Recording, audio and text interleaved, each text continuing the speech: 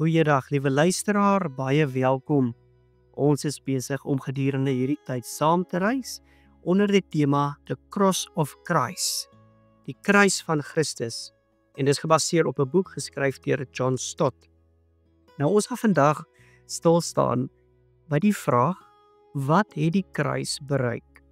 En spesifiek gaan ons stil staan by die verlossing van sondaars. Nou wat ons mekaar moet sê is dat ons verlossing deur ons redder Jesus Christus aan die kruis was nie bloot een of twee goedjies wat reggestel is nie. Dit is nie maar net gou die fynskrif wat afgehandel word nie. Dit is ons Here wat homself in ons plek stel. In ander woorde, hy het posisies met ons uitgeruil.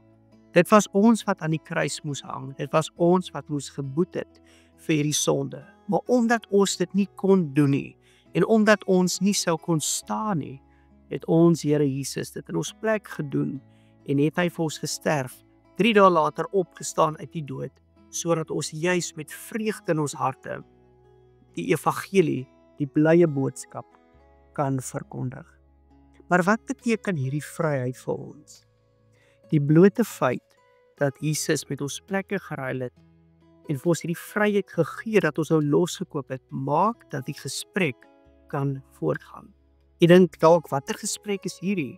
Dit is die gesprek van hoop, die gesprek van 'n ewige lewe, die gesprek van toekoms en die gesprek van lig wat in donkerte skyn. Ek lees graag op hierdie noot vir julle uit 2 Korintiërs hoofstuk 5 vers 18 en 19. Dit alles is die werk van God.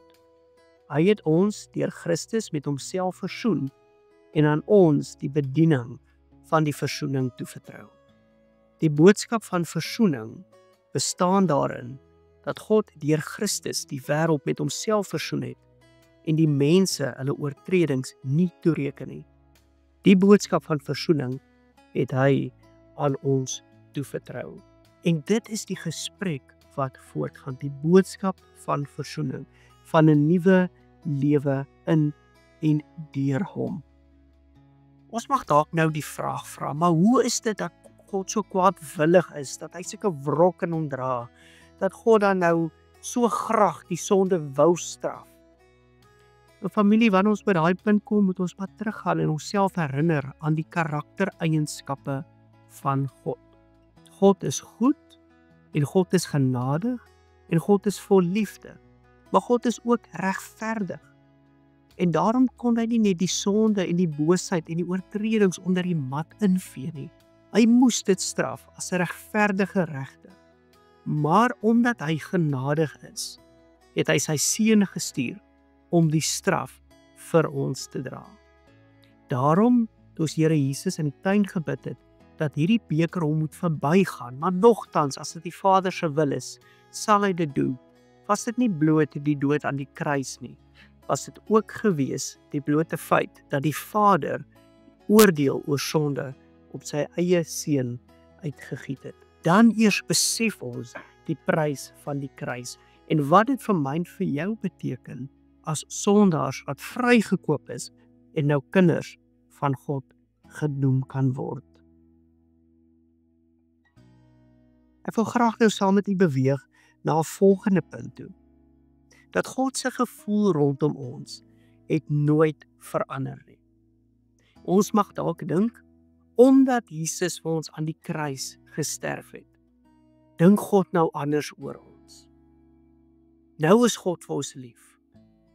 Maar hier is ons dalk 'n skuif in perspektief. Dis nie omdat Christus vir ons gesterf het, dat hy nou vir ons lief is nie. Maar omdat God vir ons lief was, het hy sy seun gestuur om vir ons te sterf. En hoekom is dit belangrik? Want dit wys dat God standvastig is, dat sy liefde en trou vir ons nooit wankel nie. En voete van klei het, wanneer ons steeds oortree, steeds die verkeerde dinge doen, dan beteken dit nie dat God minder lief is vir ons nie. God bly getrou. God bly vol liefde oor ons.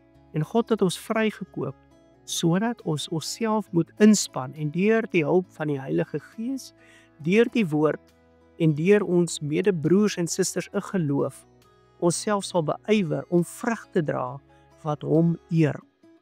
Ons het so rukkie terug, het ons gepraat oor die eerste vrugte. Daai eerste vrugte wat opkom van 'n plantjie wat ons geplant het. En daai eerste vrugte, dit wil sê ons allerbeste, dit waaroor ons opgewonde is, ons passie, dit wat potensiaal verteenwoordig ons hele lewe, wil ons aan God gee. Omdat hy die een is wat ons vrygekoop het, vrygemaak het, ons laste gedra het, sodat ons met vrymoedigheid voor die Vader kan verskyn. Net so laaste gedagte, soos Jesus ons plek oorgeneem het aan die kruis, ons plek ingeneem het aan die kruis, dit moes eintlik ons gewees het, so kyk die Vader ook nou anders na ons. Hy sien nie meer hierdie son daar raak nie, maar deur die bloed van sy seun, sien hy nou 'n kind, en daarom kan ons met vrymoedigheid ons God aanbid, en met vrymoedigheid in 'n verhouding met die Vader staan. Seën vir julle almal, en mag hierdie woorde ook iets wees waaroor ons hierdie week oordink en oorbid.